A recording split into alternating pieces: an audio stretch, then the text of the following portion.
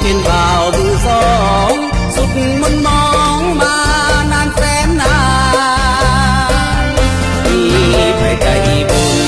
ช่วยกะลุนหัวใจดวงนี้นับพองนับว่าสุขดีใจสามีมือสองเคียงข้างยังโสดยังสาวหรือว่าไม่แก่แม่ห้างก็เพียงแต่ใจงามงามมือสองสาบานหักใจเสมอใจบ่าวมือสองน้องเอ๋ยทำใจให้ดีเป็นหญิงสามดีรักสามีน้องพี่เดียวกันคือมี12ของ14เป็นหลักสำคัญมาอยู่คู่ฟ้าสวรรค์คู่เคียงควรห่วมหอวิวาใจเบาสองมาเข้าคองคิดว่าต้องดี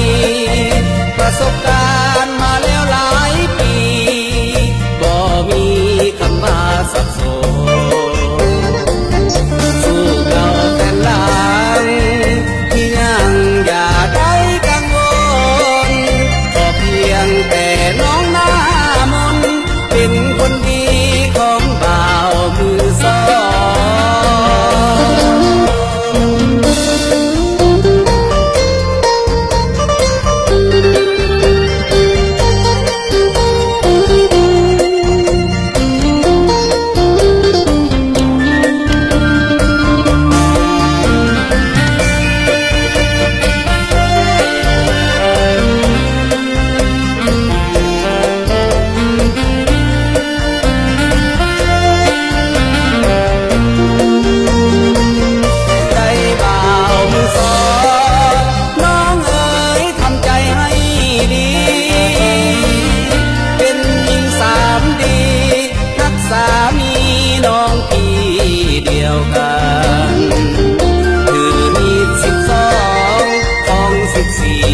เป็นหลักสำคัญ